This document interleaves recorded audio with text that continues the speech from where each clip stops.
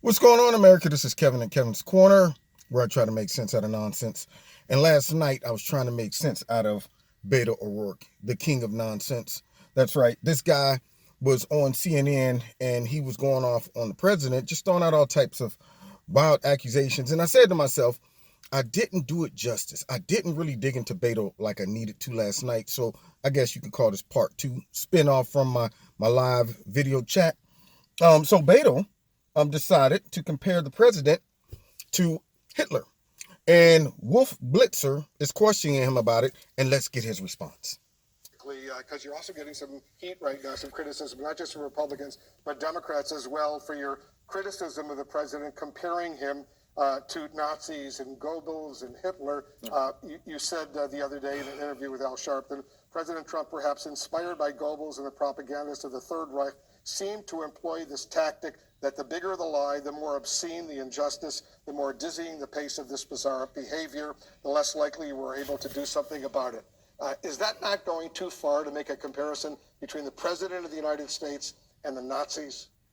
Find me a better analogy of another leader of a Western democracy describing all people of one religion as inherently defective or disqualified. Okay, so now, here comes the lies. Someone send in the lies, please. Send in the propaganda. The funny part about this is the bigger the lie, all that stuff he was just talking about, that's exactly what he's doing right now. That's exactly what he just got done doing by saying that the president is still being used by Putin. This guy's the king of lies. Now, he said, find me another analogy. I could find probably 50 billion analogies that would describe what really is going on versus what you're trying to make a comparison to, because comparing President Trump to Hitler is so outrageous that nobody wants to listen to you after this. Okay?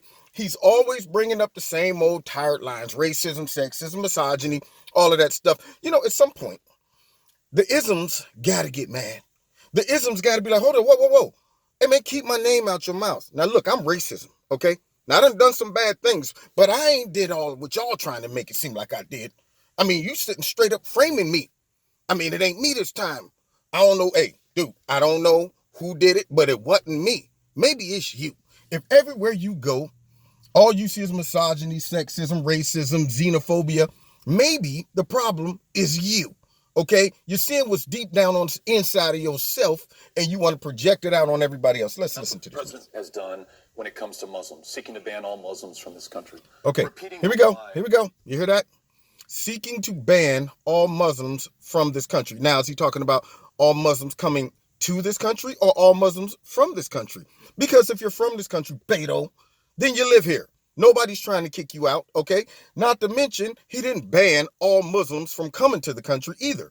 He simply said these 6 or 7 countries that has a high population of terrorists can't come until we figure out some things. Now, I'm just thinking out loud. That sounded like it was smart to me.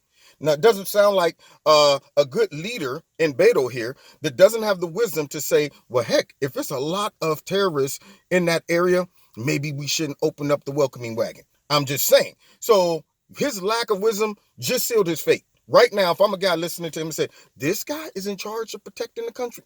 All right, let's hear the rest. Mexican immigrants pose a violent risk to this country, calling them animals. And Here we go.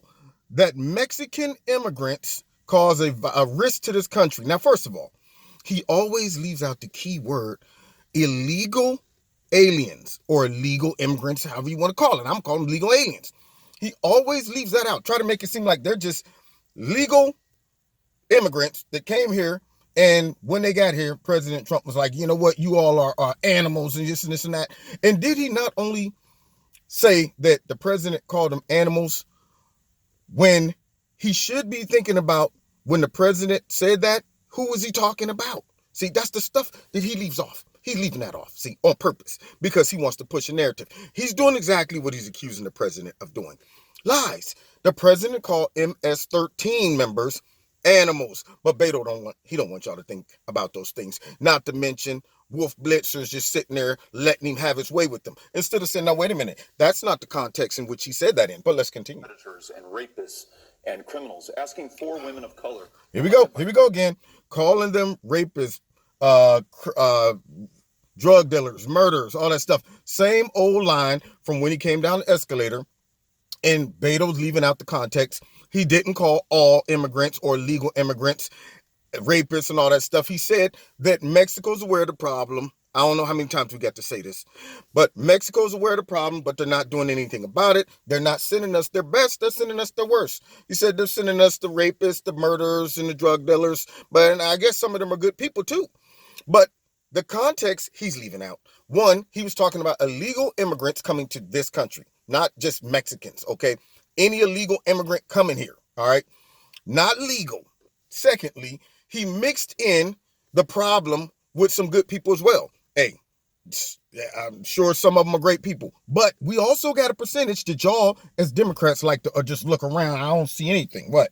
All of them are little angels. They're all little angels. But he goes on and he pushes this lie out there out of context once again. And now he's going into telling the 4 black women to go back to their country. Constituents to Congress to go back to their home country and having an almost Nuremberg-like rally where people are chanting. Okay, so he didn't tell them to go back to their country. He said, why don't you go back to the country that you came from, fix that one up, then come back and then try to tell us how to run it, okay? See how that all works out for you. But he's leaving that last little bit off too because, see, just like when they say President Trump is out there just attacking the media, he's calling them all fake news. No, he's calling the fake news the fake news. They always leave that out. Let's continue. Send her back. Or inviting the kind of violence based on the racism that he's inspired, where you have another crowd cheering when someone says shoot them, when the president asks, what do we do about these immigrants? It doesn't just offend our sensibilities.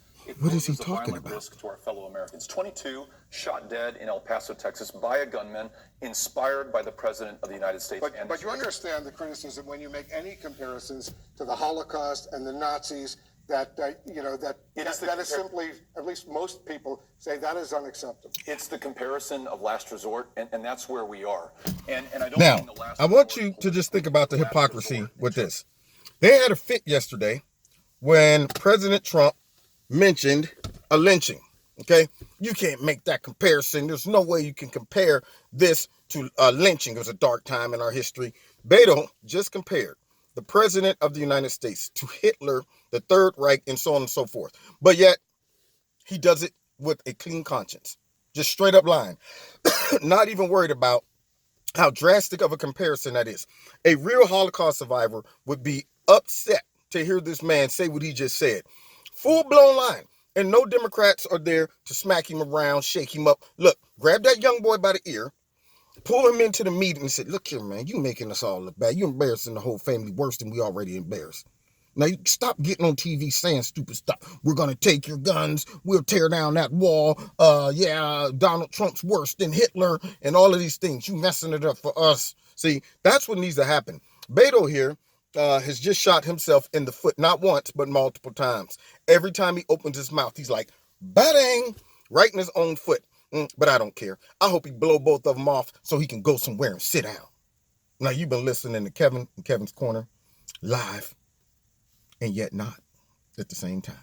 Anyway, check me out every Wednesday night, 7:30 live on Facebook, YouTube, and my radio blog talk show. Hit like, hit share, hit subscribe, and the notification button. Make sure you're still notifying, because if you don't, you got a little bell. You got to go in and make it on all. And then you also have to make sure you're still subscribed, because you know how YouTube is. Check out Extreme Teas, my sponsor. If you like something, put my name in the promo code Kevin. You get a 20% discount. If you want to donate to Kevin and Kevin's Corner, feel free. There's a link in the bottom of this video to do that. And find me on Facebook and the Twitter. God bless you. See you next time in Kevin's Corner.